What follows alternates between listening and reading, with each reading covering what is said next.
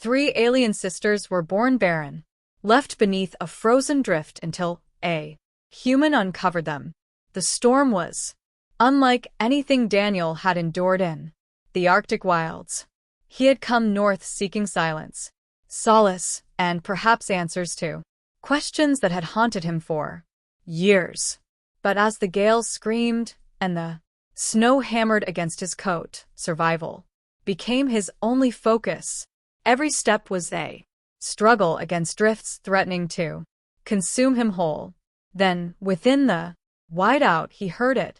At first faint, too delicate to be the shriek of wind, too fragile to be the moan of moving ice. It was a cry, high, trembling, undeniably alive. Daniel halted.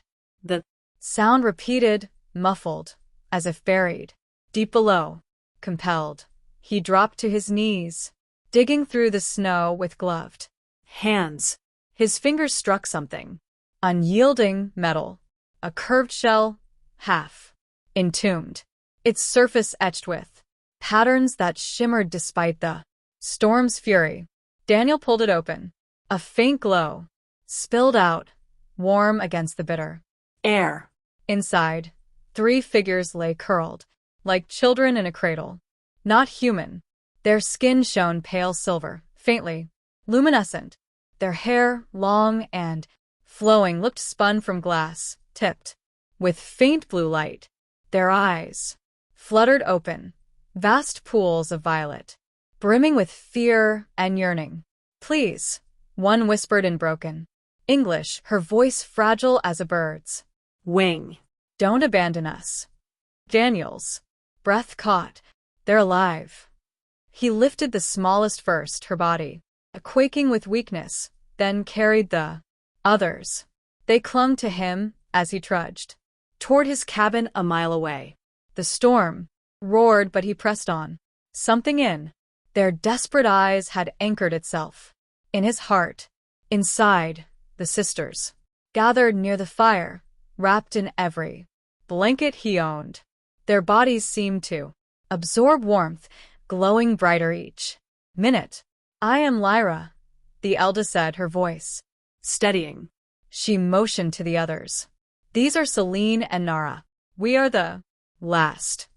Daniel leaned closer. "The last of what?" "Our kind," Lyra murmured. Her violet gaze shimmered with grief. "We were born barren, doomed at birth. Our people could not continue. They sealed us in slumber beneath the snow, hidden from enemies until someone might find us." Her words pressed down on Daniel like a weight, born unable to bear life, entombed not from cruelty but from despair. He studied them, fragile, luminous, alien, and felt a pang he couldn't name. "You'd have died out there," he said. "Yes," Celine whispered, her voice thin as brittle ice. "But we dreamed. We dreamed of rescue. And you came." For a time the cabin was silent except for the crackle of fire and the storm's rattle. Daniel's chest tightened with something deeper than pity. Days passed. The sisters regained strength. They explored his cabin with childlike awe, touching lanterns, books, tools with reverence. They laughed at his cooking, though they seemed nourished by light and warmth more than food. Daniel spoke more than he had in years, sharing Earth's wonders, the emptiness that had driven him north, the silence he once believed he needed. Nara, the youngest, listened wide-eyed.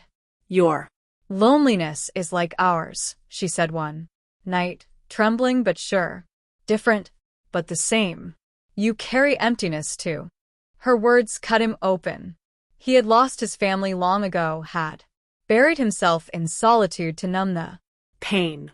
Now 3 beings, born empty of future, filled his cabin and his heart with life. But peace shattered. One dawn, the sky glowed with alien light. A silver ship descended, slicing the storm with ease. Daniel's gut clenched. "They're not here. For me." The sisters joined him, faces pale with dread. They've found us, Lyra whispered. The craft landed with a hiss. Figures emerged, tall, armored, masked. Weapons gleamed in their hands. Instinctively, Daniel shielded the sisters. What do you want? He demanded. The leader's voice was cold, metallic. They are not meant to exist. Their line was condemned. Step aside, human. Daniel's fists tightened. For a moment, surrender tempted him. Then Celine's hand gripped his arm. Nara's voice pleaded, don't let them take us.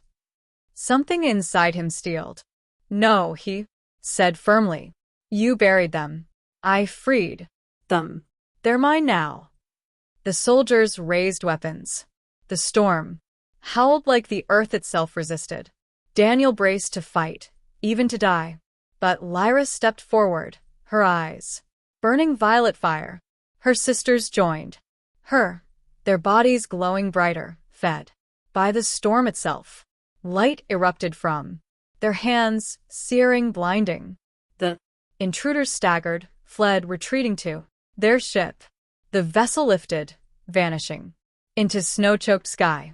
Silence returned. Daniel turned, chest heaving. What was that?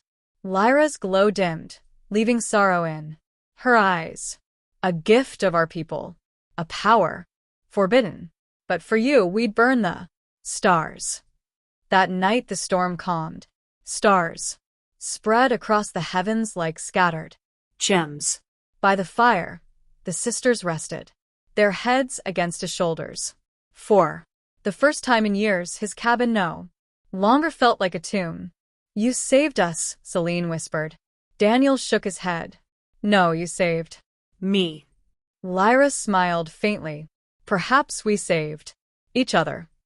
Snow drifted softly outside, no longer a threat, but a veil of peace.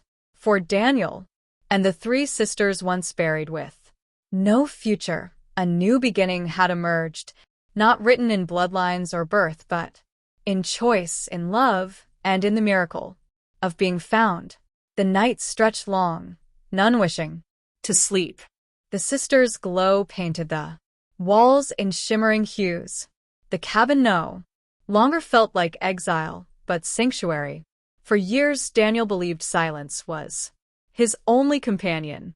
Yet here were three souls sentenced to silence forever who chose to rise, to fight, to live. He studied their faces, Lyra's strength, Celine's fragile beauty, Nara's curious wonder, and realized the truth. They had returned what he thought the world stole. Outside, the storm had passed. The sky glittered sharp and endless, stars so close they seemed within reach.